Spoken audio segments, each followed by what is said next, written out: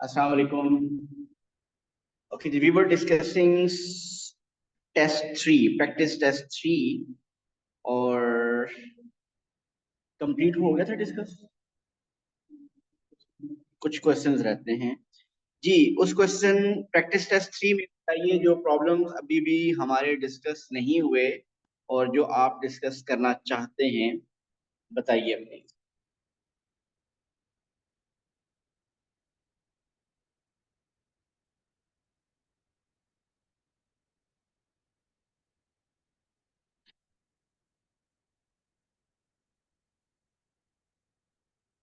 I think we were discussing section 5। जी बताइए section 5 में जो क्वेश्चन टेस्ट 3 सेक्शन 5 क्वेश्चन 20। चलिए जी क्वेश्चन 20 की डिमांड है हरम की तरफ से। So let's discuss question 20।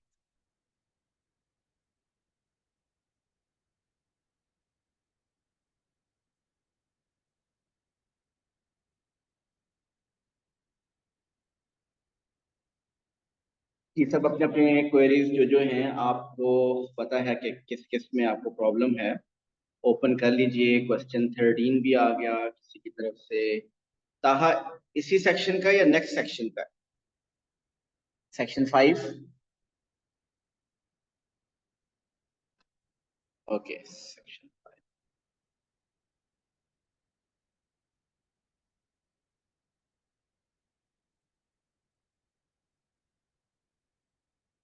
Question 13 हमारा कल डिस्कस नहीं हुआ क्योंकि पीछे आई थिंक 14 15 ये हम डिस्कस कर चुके हैं। 16 भी कल किया था।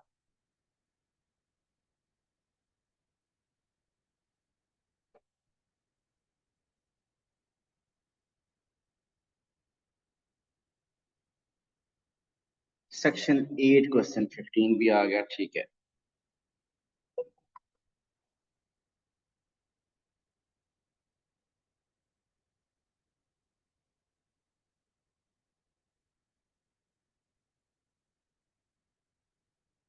चलिए फिर 20 को हम डिस्कस करने लगे थे। Okay question 20 is a telephone company charges X cents for the first minute of a call and charges for any additional time at the rate of Y cents per minute. Y cents per minute. X cents for the first minute and Y cents per minute for any additional time. इसका मतलब first minute का rate different है, उसके बाद जितने भी minutes हैं उन सब का रेट सेम है। Okay if a certain call cost $5.55, देखिए बाकी इंफॉर्मेशन सेंट्स में दी हुई है तो आप इसको सेंट्स में लिखेंगे तो that is 555 and lasts more than 1 minute. Which of the following expression represents the length of that call in minutes? देखिए आप जनरल अगर कैलकुलेशन करें, आप देखिए टोटल कॉस्ट कैलकुलेट कैसे होती है। फर्स्ट मिनट की चार्जेस हैं एक्स, उसके बाद जितने भी चार्जेस होंगे उसके बाद जितने भी मिनट्स होंगे उनके ऊपर चार्ज क्या अप्लाई होगा? वाई। अच्छा अब वाई ये तो फर्स्ट मिनट के लिए आपके पास हो गया। आपको रिमेनिंग जो टाइम होगा t-1 multiply by y, this will be the total cost. ये t-1 मैंने क्यों किया? सिंपली टी क्यों नहीं कर दिया? क्योंकि फर्स्ट मिनट के ऊपर ये चार्ज नहीं होगा। मीन में एक केस लेता हूं कि अगर आपने सपोज 25 मिनट की कॉल की, ठीक है, तो आपका फर्स्ट मिनट के ऊपर चार्जेस होंगे एक्स, तो बाकी 24 मिनट के ऊपर चार्जेस होंगे वाई, तो 24 इंटू वाई होना चाहिए। तो 25 इंटू वाई तो नहीं होना चाहिए, तो जो भी टोटल टाइम होगा उसमें से 1 माइनस कर देंगे। तो ये मैंने t-1 इसलिए, ये है कॉस्ट। अब क्वेश्चन हमें फाइंड क्या करना है? हमें कॉस्ट पता है कि वो है $5.55। $5.55 का मतलब ये है कि 555 सेंट्स। आपको बताना है expression for the length of that call. Length of that call mean time. So आपको टाइम का एक्सप्रेशन बनाना है। सो यहाँ से आप टाइम का एक्सप्रेशन बना दीजिए, this is x plus t y minus y is equal to 555, mean t को यहाँ से सब्जेक्ट बना लें। So 555 minus x plus y over y, ये देखिए किस ऑप्शन में है, ऑप्शन सी। जी हरम, क्लियर है ये? Yes sir. ओके, कहाँ आपने क्वेश्चन 13 इसी सेक्शन का कहा है, जल्दी से बताइए। मसला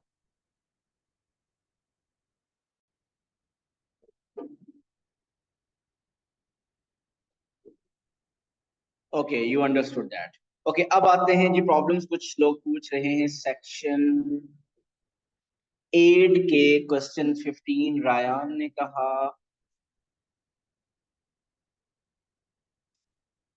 हसन यार सेक्शन 5 के क्वेश्चंस आप पूछ रहे हैं 11 14, ये हमने कल डिस्कस नहीं कर लिए? अच्छा, चले हम मैं वापस यही वाला सेक्शन सर, 11 14 19, मुझे तो लगता है ये कल डिस्कस हुए होंगे, लेकिन चले ये है जी 19, नहीं 19 ये नहीं, ये है 19। इसी सेक्शन का आपने, सेक्शन 5 का आपने क्वेश्चन 19 कहा। Okay, R is the midpoint of line segment PT. Okay, PT. R is the midpoint. And Q is the midpoint of the line segment PR. इसका जो फर्दर midpoint है वो है Q, मीन ये further equal है, ठीक।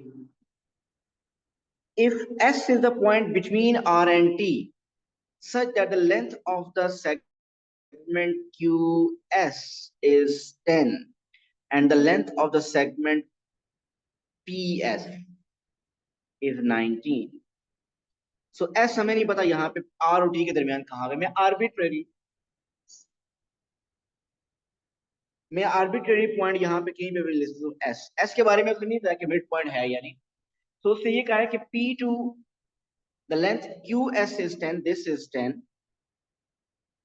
and the length PS is 19 और PS है 19। अगर ये 19 है इसका मतलब ये लेंथ हुई 9, अगर ये लेंथ 9 है तो ये भी 9, अगर ये P2R टोटल 18 है, ये 18 है तो इसका मतलब R टू T भी टोटल 18 होगी। फाइंड क्या करना है हमें? हमें फाइंड करना है ST। अब आप देखिए कि RT, ओके, तो बहुत सी चीजें रेज कर सकते हैं। अब आप अगर देखिए Q से लेकर T तक फिर क्या लेंथ बनेगी, 9 प्लस 18 27, ये बनेगी 27। ये अगर 27 है तो ST क्या बनेगी, 27 माइनस 10, सो 27 माइनस 10 इज 17। मैंने बहुत सी लाइन इसमें लगा दी है, लेकिन अगर आप साथ साथ समझते रहे तो शायद समझ आई होगी, लेकिन अगर अभी आप जंप इन करेंगे तो शायद ये जो मैंने जितनी भी लाइन ड्रॉ किया कोई समझ नहीं आएगी। जी हसन, आपने पूछा, ये क्लियर है? जी जी सर, क्लियर। ओके, 19 के बाद क्या था आपका, 11?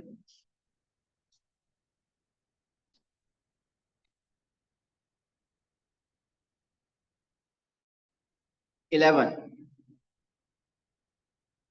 ही पूछा है।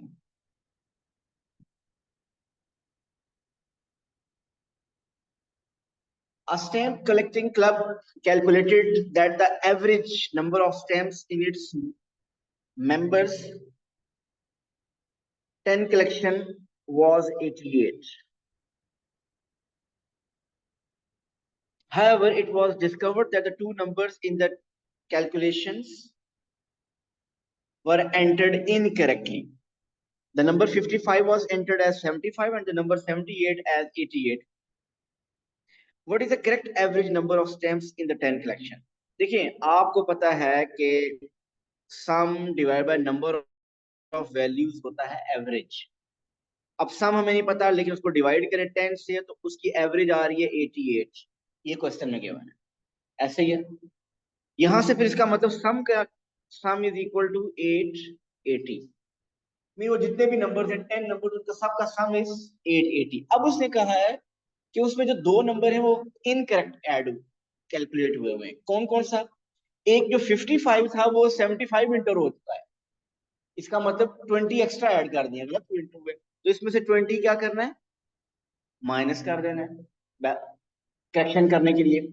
और जो नंबर 78 था वो 88 इंटर हुआ है, वो भी 10 ज्यादा इंटर हुआ है, तो 10 और कम कर दें तो आपके पास इसका मतलब ओरिजिनल सम बनेगा वो 850 बनेगा। अगर ओरिजिनल सम 850 है तो इसकी फिर करेक्ट एवरेज क्या बनेगी, 850 divide by 10, 85, option E.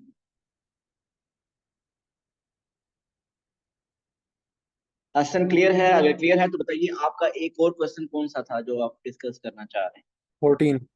Sir ये क्लियर है, 14 था। हैं? 14।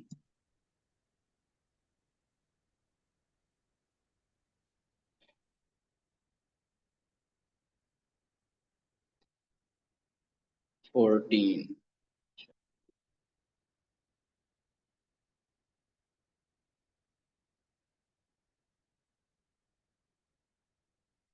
If x is the coordinate of the indicated point on the line above, which of the lettered points has coordinates -2x? अगर आपके पास x अगर देखें तो वो in between 0 and -1, in between 0 and -1 है, तो आपको ये बताना है कि -2x किसको शो करता है। देखिए अप्रोक्सीमेटली बात कर रहा हूं, अप्रोक्सीमेटली मुझे लग रहा है कि x है,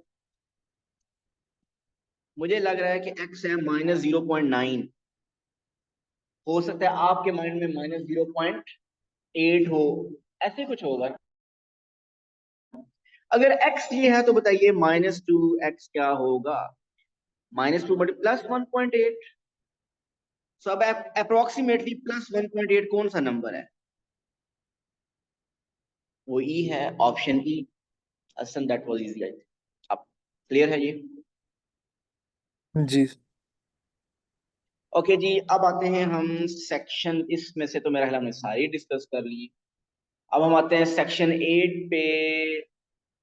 रायान ने क्वेश्चन 15 पूछा हुआ है, सेक्शन 8 क्वेश्चन 15।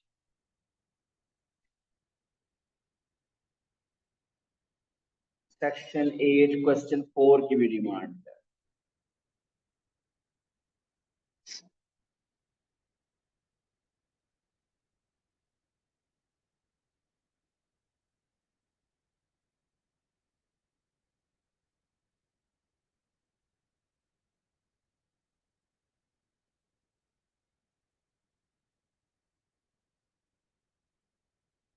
4 को देख लेते हैं पहले।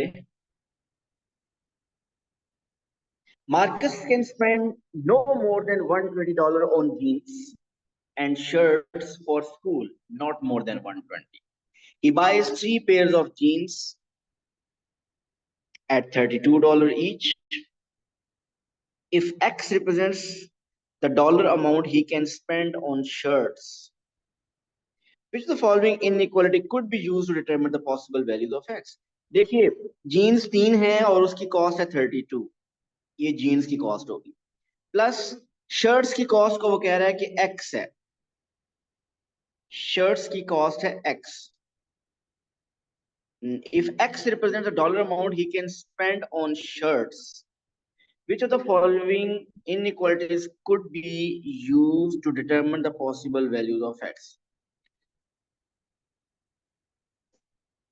He buys 3 pairs of jeans at $32 each. If X represents the dollar amount he can spend on shirts, अब shirts हम क्या assume करेंगे, वो भी clear है? अच्छा हमने total, if X represents the total dollar amount he can spend on shirt, so total amount हमें number of shirts का नहीं पता, that is X. So ये total sum should be less than और इक्वल टू 120, ऐसे ही है ना, उसने कहा कि टोटल 120। तो इसमें ऑप्शन सी, सी।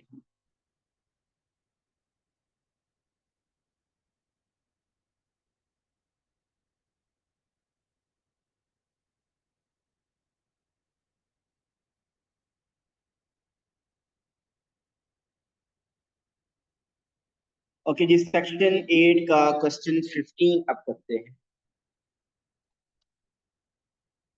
रायान ने शायद, अच्छा।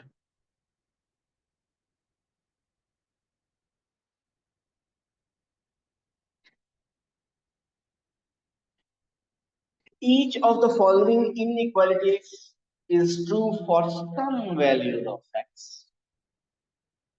Each of the following inequalities is true for some values of x, except for some values of x. Of some values of x उसने मेंशन नहीं किया, all values of x नहीं कहा, for some values of x. मैं एक case ले लेता हूं, x is equal to 2, positive number. इसके लिए ऑप्शन ए ट्रू है, ऐसे ही है। ऑप्शन बी ट्रू है या नहीं? नो। ऑप्शन सी ट्रू है कि नहीं? ऑप्शन सी भी ट्रू नहीं है। उस हमने तो एक निकाली है जो कि ट्रू नहीं है, ऐसे ही है ना। Each of the following inequality is true for some values of, mean हमें कुछ ऐसा नंबर होगा जो कि out of the 5 option 4 option correct होंगे और एक उसके लिए करेक्ट नहीं होगी। तो हमने वो एक, मैंने एक रैंडमली पॉजिटिव वैल्यू ली। तो पॉजिटिव से तो देखा तो ये भी ट्रू नहीं आ रही, ट्रू इस पे भी ट्रू नहीं आ रहा। और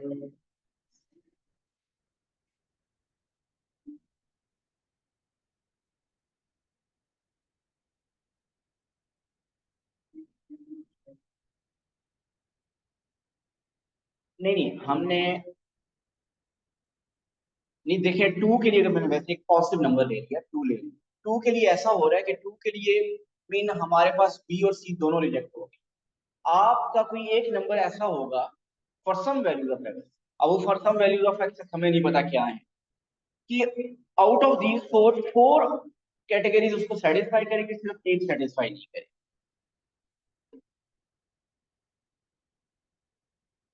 स्टेटमेंट से तो ये पता चल रहा है। अच्छा, एक्स इक्वल टू के बाद अब हम ऐसा कर लेते हैं, नेगेटिव टू ले लेते हैं। अगर नेगेटिव टू के लिए करें, नेगेटिव टू के लिए फर्स्ट फॉल्स है, ऐसे ही है ना। क्योंकि एक्स स्क्वायर माइनस टू का स्क्वायर तो वो 4 बन जाएगा। 4 इज लेस देन माइनस 8 तो नहीं होगा, 8 ट्रू नहीं है। बी चेक करें, ट्रू है इसके लिए? है। Minus two is less than, नहीं, माइनस 8 इज लेस देन, क्योंकि माइनस टू का क्यूब माइनस 8 है, तो ये तो बी भी ट्रू नहीं है। तो बी भी ट्रू नहीं है। नेगेटिव भी चेक कर ली, पॉजिटिव भी कर ली।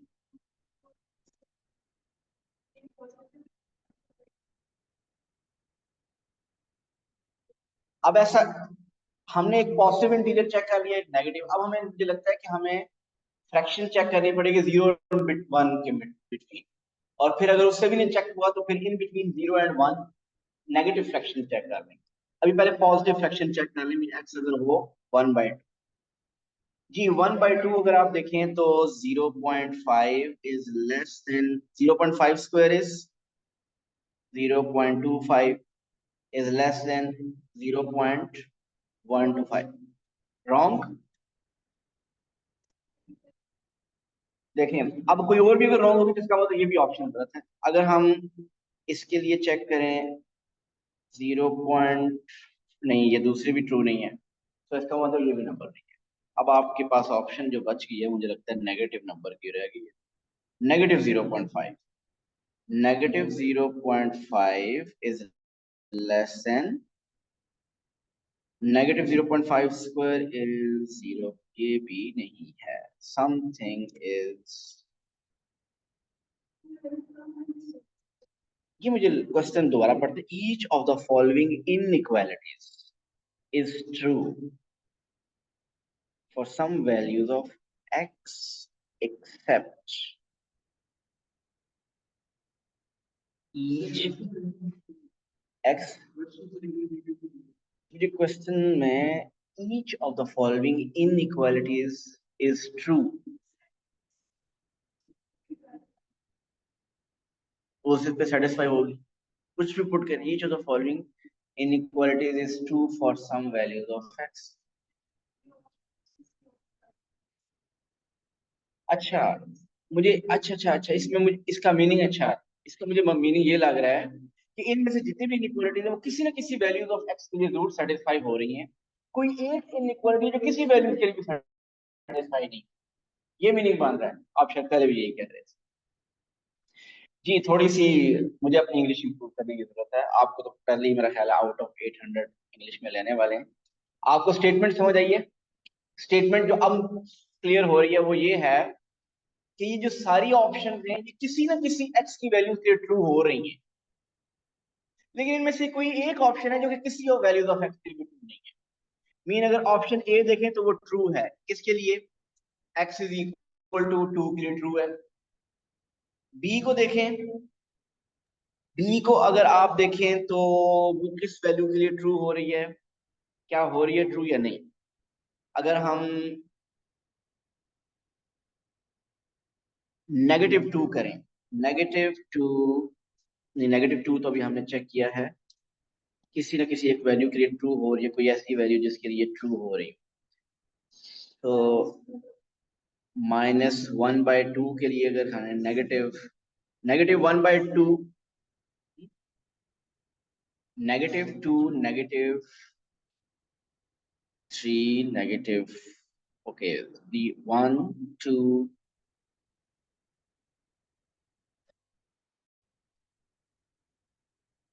0.1, नो, -0.1, यस। अगर नेगेटिव x लें -0.1 तो -0.1 उसका क्यूब होगा -0.001, no.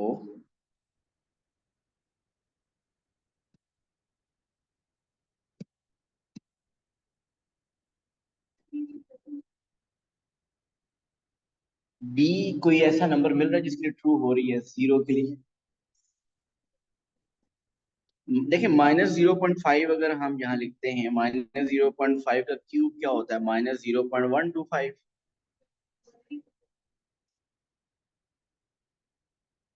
-0.5 is less than, yes, सब नेगेटिव नंबर के लिए ऐसा हो। सो इट इज -0.5 का स्क्वायर 0.25। ये भी मीन ये नेगेटिव नंबर के लिए ट्रू है, ऑप्शन बी नेगेटिव नंबर के लिए ट्रू आ रही है, नेगेटिव नंबर के लिए ऑप्शन बी ट्रू आ रही है। -0.5 is basically less than -0.5। Okay, C option, C में उसने x² पहले लिख दिया है, फिर x³ लिखा है, फिर x लिखा है। 1 पॉजिटिव के लिए तो बिल्कुल नहीं होगा, नेगेटिव के लिए भी नहीं होगा,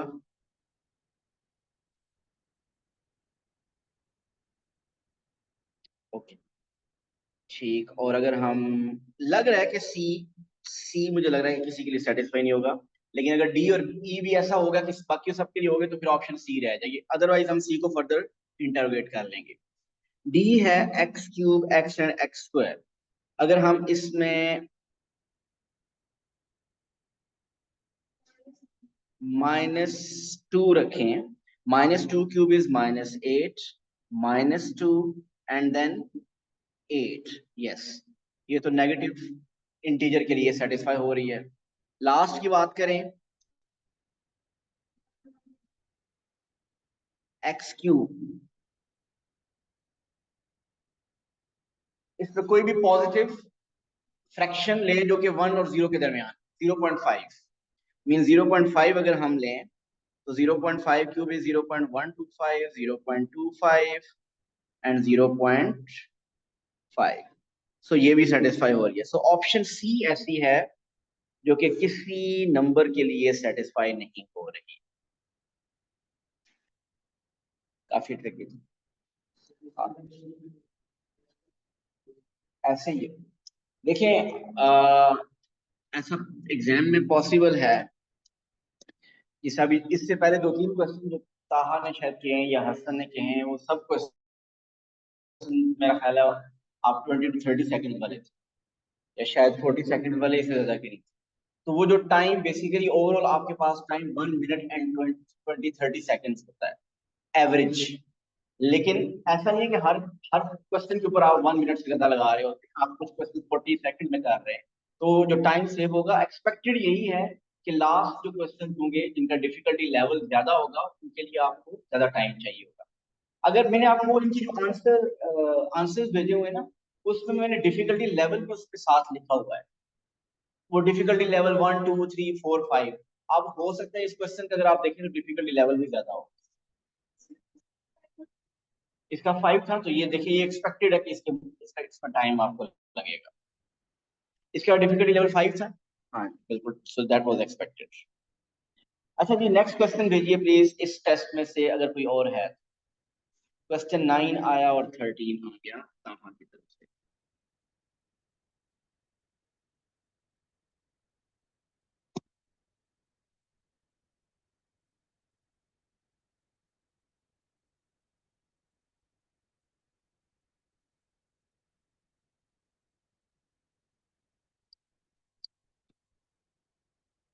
ओके जी, ये है question 9। The interior dimensions of a rectangular fish tank are 4 feet long, 3 feet wide, and 2 feet high. The water level in the tank is 1 foot high. All of the water in this tank is poured into an empty second tank. If the interior dimensions of the second tank are 3 feet long, 2 feet wide, and 4 feet high, what is the height of the water in the second tank? देखिए ये तो volume आप calculate कर लें simply. आपके पास पहले का जो वॉल्यूम है, वाटर का वॉल्यूम 4 into 3 into 2 नहीं करना, क्योंकि वाटर 1 फुट हाई था, तो उसका वॉल्यूम बनेगा, इसका मतलब वाटर का वॉल्यूम बनेगा 4 into 3 into 1। इसको टाइम्स 2 नहीं कर देना, क्योंकि वो तो वॉल्यूम ऑफ टैंक आ जाएगा, आपको तो वाटर का वॉल्यूम चाहिए। वाटर की जो वॉल्यूम की वाटर की जो हाइट थी 1 फीट थी, तो इसका मतलब 12 feet cube volume of water था। जब एक दूसरे टैंक में डाला तो उसकी डायमेंशन थी 3 फीट, 2 फीट एंड 4 फीट। तो अब उसका वॉल्यूम, वॉल्यूम होता है length into breadth into height is equal to volume. अब वॉल्यूम आपको पता है वाटर का 12 है, जो कि उसके अंदर हम पुट कर रहे हैं। उसकी डायमेंशन है 3 and 2। हाइट तो उसकी गिवन है 4, लेकिन आपसे हाइट ऑफ वाटर पूछ रहा है, तो हाइट ऑफ वाटर आप फाइंड कर ले। As that will be 12 divided by 2 6 2, so it's D, 2 feet। 9 के अलावा ताहा ने 13 पूछा था या 14? 13 आई थिंक।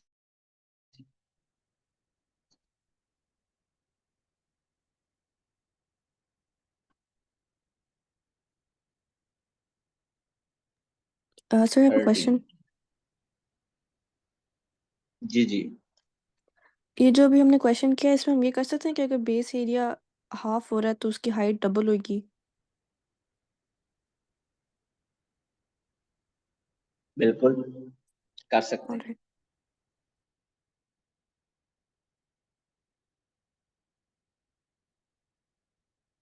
अच्छा जी, ताहा 13 आपने कहा है ना? Yes, sir. Okay okay, 13 question is after the first term in a sequence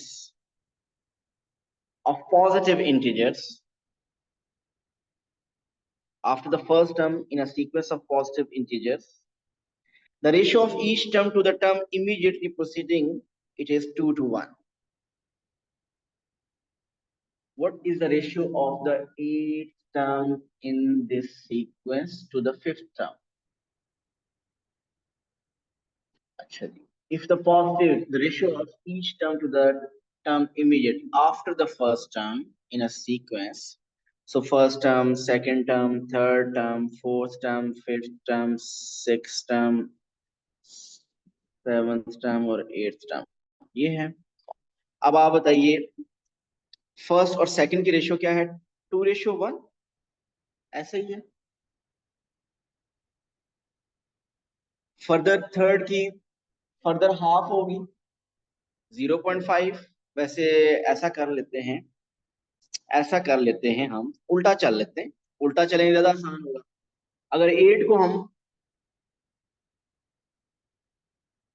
8 term in the sequence to the fifth term, अच्छा 2:1 है to the term immediately preceding it, मतलब 1 हमें सही चल रहे थे, 1 इधर कर रहे हैं, 2 तो 3 क्या बनेगी 4।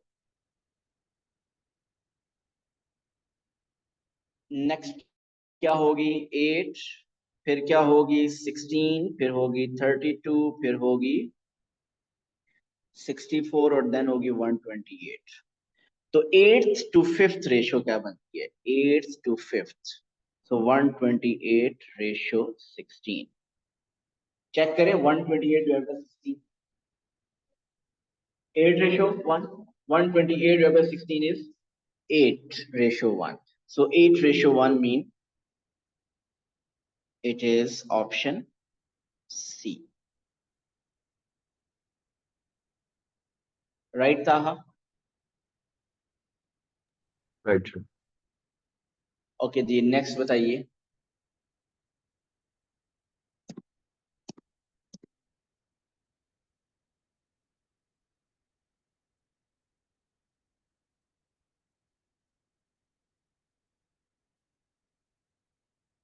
जी ये था प्रैक्टिस टेस्ट 3। इसमें कोई और प्रॉब्लम है तो बताइए।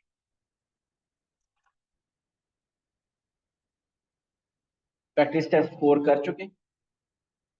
नो? Yes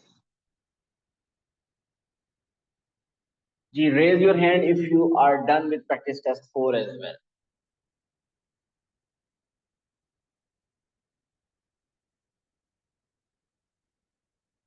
1, 2, only okay 3.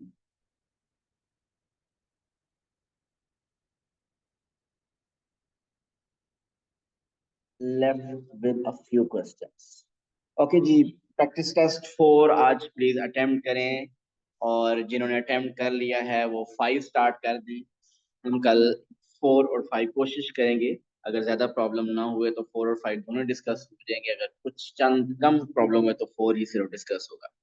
लेकिन मैंने कोशिश ये करनी है कि मैं इस वीक में इसको इससे आगे ना लेके जाऊं, मैं 4 और 5 खत्म करूं ताकि मैं वीकेंड के लिए आपको कुछ नई प्रैक्टिस दूंगा। हम्म।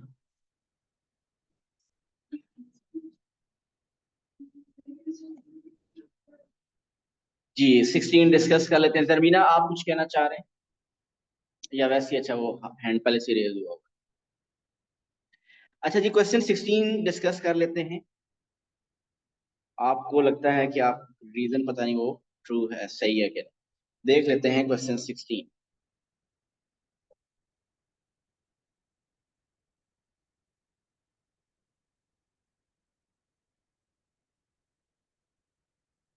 Figure is not to the scale. In the figure above, AC is equal to 6, BC is 3, point P which is not shown lies on AB because between A and B such that CP is perpendicular to AB। अगर perpendicular है तो कुछ ऐसे होगा कहीं। Which of the following could be the length of CP? Could be the length of CP?